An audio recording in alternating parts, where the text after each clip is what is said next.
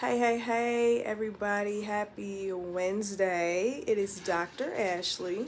And I just wanted to come on and talk to you all very briefly because I don't have a lot of time about the art of learning to just be. So, we are human beings, but so often we just do, right? We just do one thing after another because of all of the different obligations we have, all the different responsibilities, all the different hats. You know, for me, I'm a business owner of multiple businesses. I'm a mother. I am a bonus mother. I am a stepmother. I'm a dog mother. You name it. I'm that type of mother. I'm a aunt. I'm a friend. All these things. And so it's not hard to get lost in the hustle and bustle of always having to do because of your responsibilities. And so this morning, I'm trying to get back consistent with my journaling. I'm actually going to be doing a journaling course that I'll be offering for you all for anyone that's interested. But as I was doing my own journaling this morning, I was reminded of the importance of allowing myself to just be. And so I wanted to share with you all part of what I read. So the title of this devotional journal is called, what is it called? A Standard of Grace. It's a guided journal. And so it's talking about maximum capacity. And so it says, "Take my yoke upon you and learn from me, for I am gentle and humble in heart, and you will find rest for your souls." And so the art of learning how to just be allows us to rest even when we're doing things in life. It's teaching us to embrace those in-between moments when you don't have anything on your calendar or there's nothing on your schedule. You don't have any phone calls. You don't have any meetings. None of that. And so it's just allowing you to just be. And so then it further goes on to read that there is a concrete limit to how much you can fit in your brain and how much your body can handle. Now, I don't know about you all, but I am accustomed to having a lot on my plate. But my body can handle, but only so much. If I put too much on that plate, what's going to happen? That plate is going to fold. And something that I share with my clients is that if you think about a holiday dinner or potluck or something like that, I usually equate it to Thanksgiving. So Thanksgiving time, you eat tons of food, soul food, seafood, you name it. It's fun, it's family, it's all of those things. So you usually, in my family, we have paper plates. And so with those paper plates, depending on the plate, it can only hold so much. So it's levels of paper plates. You have the cardboard plates, you have the plates that are sectioned, you have the actual paper plates, you have the foam plates. And so each one of those plates can handle but only so much. And so if you look at yourself as one of those plates, if you put too much on that plate, it's gonna fold over. And the same thing is gonna happen to you. If you're putting too much on your schedule, too much in your mind, too many responsibilities, and you don't allow yourself to be, you will fold. Period. You will fold. And so then it goes on to read some more. At some point, when there is too much for you to remember or worry about or think through, you start to forget things. That right there, my friends, is stress. The stress of life and the stress of always having to do things, it will cause you to forget. It's called short-term memory loss. That's one of the symptoms of being overly stressed, overwhelmed, stressed out, however you want to look at it. And then it goes on to say, tasks fall through the cracks, meaning you're not being as effective as you should be because you got way too much on your plate. It says because you're overwhelmed, overbooked, overcommitted, and overstressed. You just got too much going on.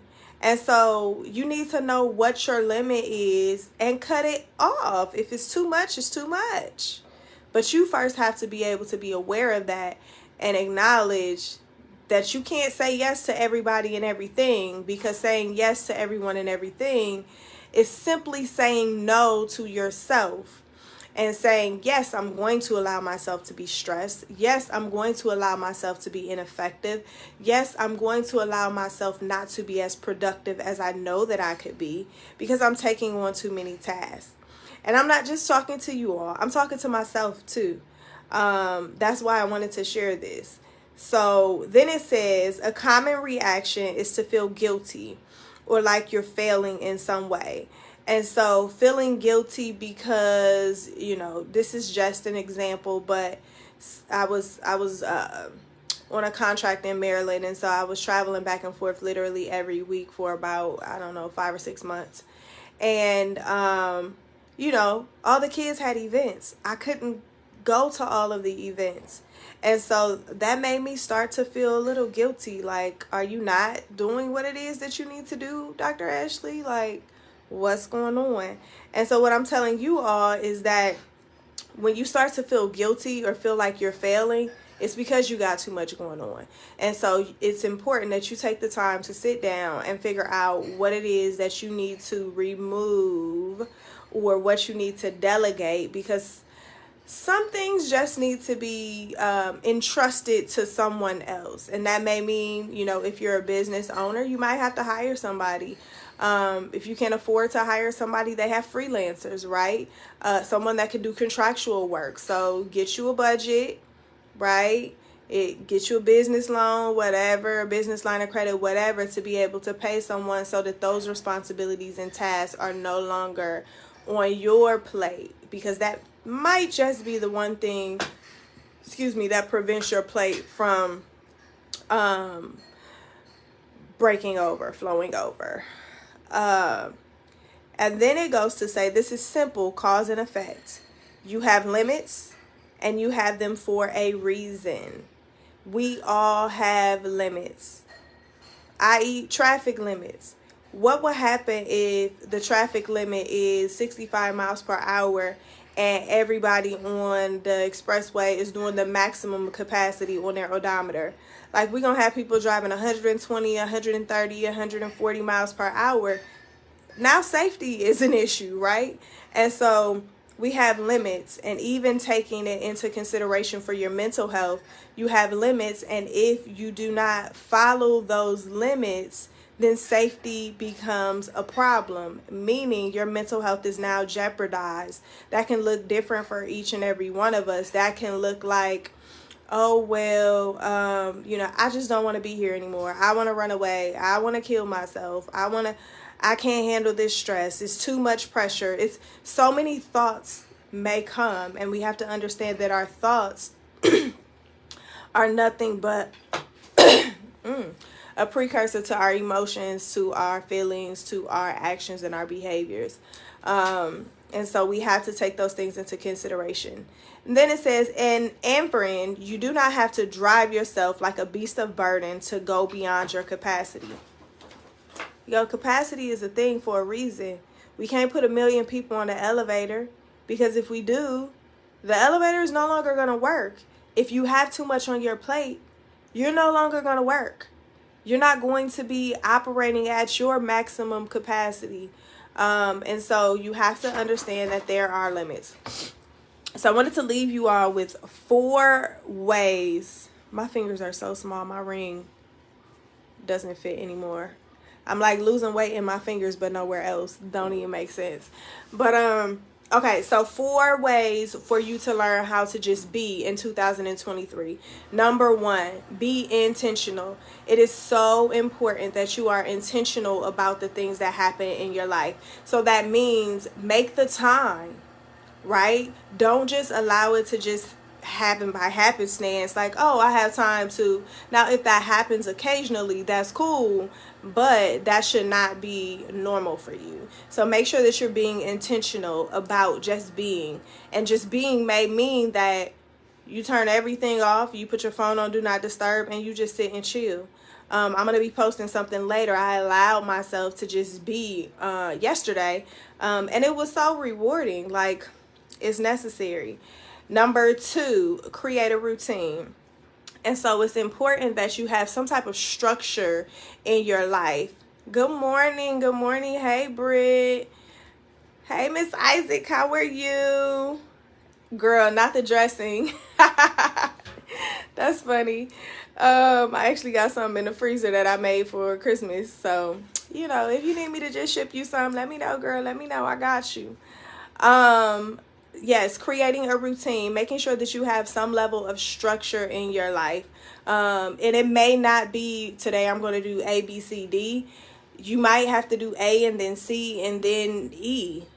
Things change up. Everything is not always going to happen the way that you want it to, but make sure that you do have a sense of structure in your life. Number 3, don't apologize for just being. Right? You don't always have to do. If you being means that you're going to take a self-care moment and go sit in a bathtub and leave the husband and kids for 30 minutes, baby, go do what you got to do, because that's what you need.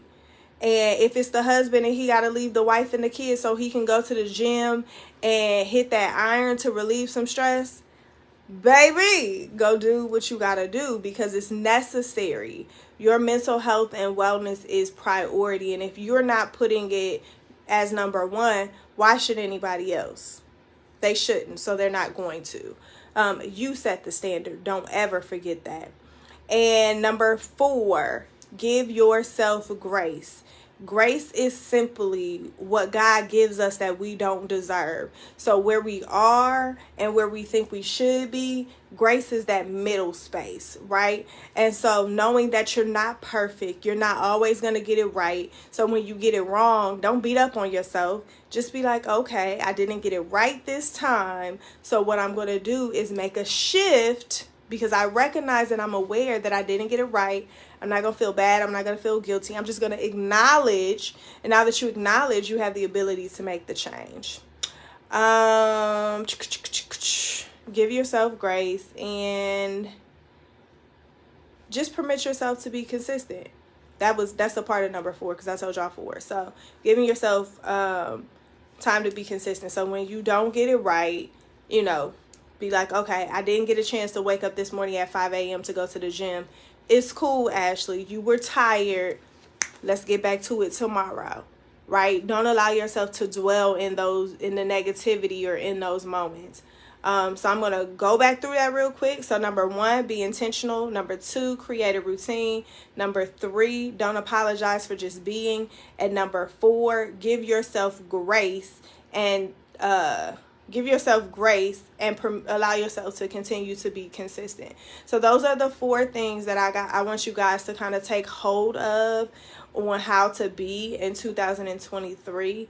And I'm going to just go ahead and put this out here because God has it on my heart. But he's been really on me about doing this midnight prayer. I don't know what it's about. I really need to do some praying, some fasting, and some seeking. But if you all are interested, let me know. If you have any prayer requests, let me know. Because it's something that I'm probably about to start to shift into. Because in this season, I have to be obedient. Your girl got so many opportunities going on. And I can't grab everything. But I have to grab what it is that God tells me to grab. So stay tuned. There may be some type of midnight prayer coming up, but I'll let you all know. And I hope y'all have an amazing Wednesday. Peace. Beating yourself. Wait a minute. Okay. I mean, that might have been Miss Isaac. And I'm saying Miss Isaac because I don't want to mispronounce your first name. But that right there might just be the confirmation or the validation that I need to go ahead and do this midnight prayer thing that God has had on my heart.